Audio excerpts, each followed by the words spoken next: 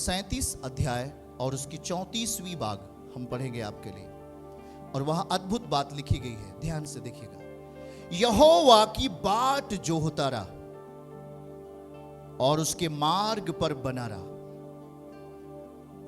और वह तुझे बढ़ाकर पृथ्वी का अधिकारी कर देगा, और जब दुष्ट काट डाले जाएंगे तब तू देखेगा। हमारे साथ पढ़िए। यहोवा की बाट जोहता रहा, उसके मार्ग पर बना रहा, वह तुझे बढ़ाकर पृथ्वी का अधिकारी कर देगा।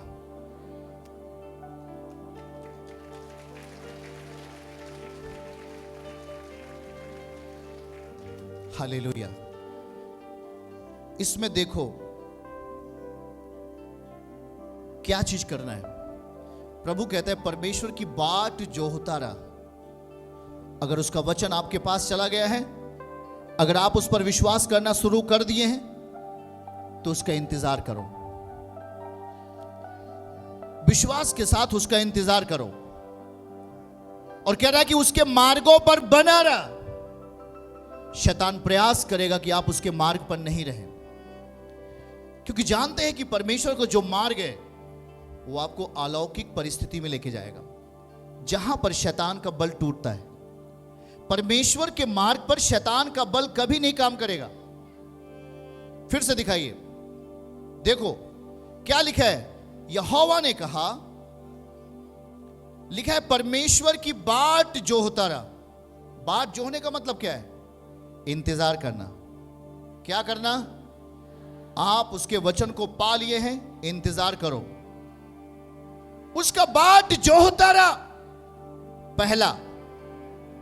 दूसरा लिखो, उसके मार्ग पर बना रहा। तीसरा लिखो, वह तुझे बढ़ाएगा। चौथा लिखो, तुम्हें पृथ्वी का अधिकारी कर देगा। हालेलुया। 4 चीजें आपके लिए हैं। इस बात को समझना बहुत जरूरी है प्रियों। आज बहुत सारे लोगों का विश्वास बरकरार नहीं रहा, क्योंकि उन्होंने विश्वास को मेंटेन नहीं रखा। उन्होंने विश्वास को सही सलामत नहीं रखा। उन्होंने विश्वास की धज्जियां उड़ा दी। क्योंकि जब तक आपके विश्वास में वचन नहीं है, जब तक आपके विश्वास में प्रार्थनाएं नहीं हैं, जब तक आपके विश्वास में आज्ञाकारिता नहीं है, आपका विश्वास बलवान नहीं है। हमारा विश्वास बलवान तब होगा जब हम उसका इंतजार करेंगे और उसके मार्गों पर बने रहेंगे। आमीन के साथ इस बात को समझो। आप क्या कहता है वो? पहली लाइन को पढ़ो। कहता है कि परमेश्वर की बाट जो होता रहा, यस्सु का इंतजार कर जब तक परिणाम नहीं आता। उसके मार्गों पे बना रहा जब तक परिणाम नहीं आता, क्योंकि वो तुझे बढ़ाएगा। और चौथी, वो तुझे बढ़ाकर पृथ्वी का अधिकारी बनाएगा। हालेलुया। कितने लोग बात समझ में आ रही है? कितने लोग बात समझ में आ रही है? इस बात को जरा ध्यान दो मेरे प्रियो।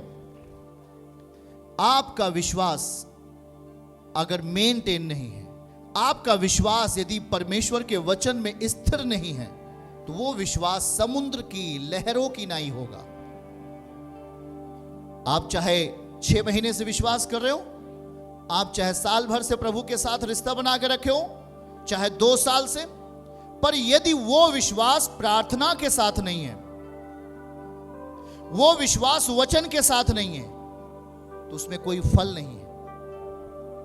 आप फलहीन रहेंगे, आपकी बातें फलहीन होंगी, आपकी बातों में किसी तरीके का प्रभाव नहीं दिखेगा, आपकी बातों में किसी तरीके का रिजल्ट नहीं आएगा। इसलिए आज देखो, जो विश्वास आपको दिया गया वो एक अलौकिक विश्वास है। अलौकिक विश्वास बल तब पाएगा जब आप उसमें वचन को शामिल करेंगे। जिस तरीके से शैतान यीशु मसीह के सामने आया और उसने क्या कहा कि आप इस पत्थर को ले और इसे क्या बना दें? रोटी बना दो इसे। अब जरा सोच के रखो कि शैतान जब आपको भूख लगती है या आपको किसी भी चीज की जरूरत है,